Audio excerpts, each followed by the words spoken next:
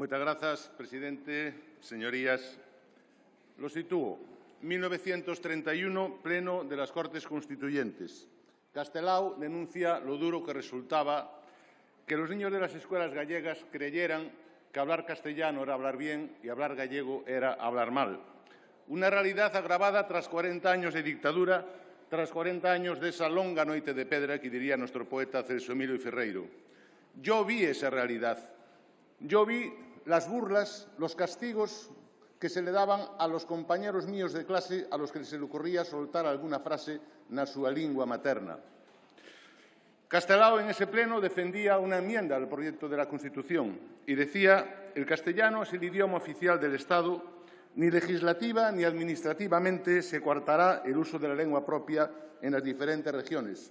Fue tremendamente elogiado su discurso por unos y por otros, pero la enmienda fue rechazada. 91 años después de aquel pleno, hoy la realidad es muy distinta.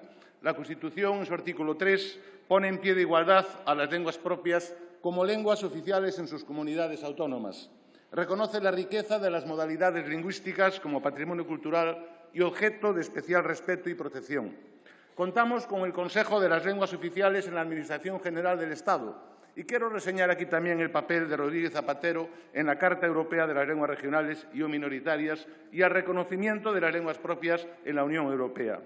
Podríamos hablar de un mayor corpus legislativo, más extenso en materia de educación, de justicia, de comunicación con la Administración, de los diferentes estatutos y las legislaciones autonómicas. Pero eso se lo voy a dar por sabido a todas sus señorías. Por cierto, todas y cada una de ellas con el sello socialista siempre puesto. El uso de las lenguas propias y oficiales en las Cortes Generales, donde nos hallamos, siempre fueron acuerdos que adoptaron una doble vía. En el Congreso lo saben bien, citas y frases inmersas en las distintas intervenciones. Y en el Senado, como Cámara de Representación Territorial, el uso de las lenguas oficiales es donde tiene su mayor rango. Modificaciones en el reglamento del 2005 y ampliados los usos en el año 2010, por cierto, siempre también con el firme apoyo del Grupo Socialista. Y también, recientemente, con los votos del Grupo Parlamentario Socialista, se aprobaba recientemente, se admitía a trámite recientemente en el Senado una nueva iniciativa para tratar de prolongar esos usos. Decía allí mi compañera senadora Marica Adrio: el Grupo Parlamentario Socialista no entiende este tema como lingüístico, sino como un asunto clave en la concepción y construcción de España. Por lo tanto, desde el Grupo Parlamentario Socialista entendemos que existe un equilibrio razonable en el uso de las lenguas propias en las Cortes Generales, aunque sin duda pueda ser susceptible de debate y de mejoras. Por ejemplo, la iniciativa que les comentaba antes, admitida a trámite en el Senado. La pérdida de hablantes. Ese es el verdadero peligro y hay en esto a quien le gusta echar leña al fuego. Por ejemplo, cuando el señor Feijóo no duda en usar palabras tales como apartheid lingüístico para luego tratar de vendernos su gestión en Galicia, esa gestión que no duda en bautizar como bilingüismo cordial y que pretende exportar al resto de las comunidades. ¿Quieren que les diga cómo es ese bilingüismo cordial del señor Feijóo? Se lo voy a decir porque yo también estaba allí en el Parlamento de Galicia. En el Gobierno del presidente Touriño había la necesidad de cambiar el decreto del uso del gallego en la educación. Había que hacerlo porque además estaba obsoleto y ni siquiera se correspondía con la ley educativa vigente. Se marcó un objetivo el presidente Touriño: buscar ante todo el consenso de todas las fuerzas políticas. La consellera de Educación, a la sazón Laura Sánchez Piñón, nos convocó a 2 representantes de cada fuerza política, 2 representantes del Bloque Nacionalista, 2 representantes del Partido Popular y 2 representantes del Partido Socialista, entre los cuales tuve el honor de encontrarme. Fueron largas, arduas y duras sesiones, pero finalmente objetivo conseguido. Se llegó a un texto común de consenso y se anunció en una rueda de prensa celebrada en el propio Gobierno gallego, en la sede del Gobierno gallego en San Caetano.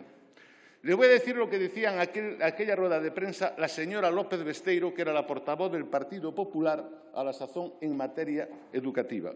El nuevo decreto, decía ella, supone un avance para el gallego garantizando el equilibrio con el castellano.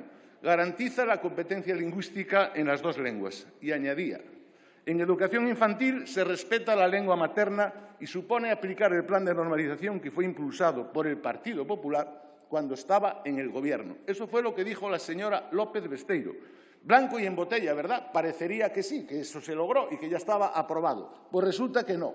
No tardó nada el señor Núñez Feijóo en rectificar a su portavoz, a la señora López Besteiro. ¿Por qué? Pues por entender que le daría más rédito electoral votar que no. Es decir, usar la lengua como elemento de confrontación política, lo que nunca debe ocurrir. Eso sí, cuando el señor Feijóo ganó por mayoría absoluta, por un único diputado más, pero suficiente, se olvidó de la cordialidad, se olvidó del consenso, se olvidó del pacto y sí, impuso un decreto, imposición, impuso un decreto únicamente con sus votos. Toma bilingüismo cordial.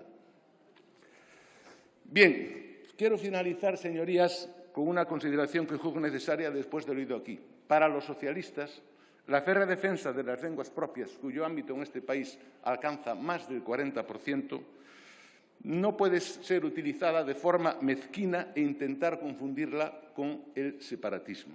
Y voy a hacer mías las palabras de Castelao en aquel mismo pleno del año 1931, cuando decía: si separatismo viene de separar, separatista será el que no quiera que el gallego sea también un idioma español. Máis nada, beizóns. Muchas gracias.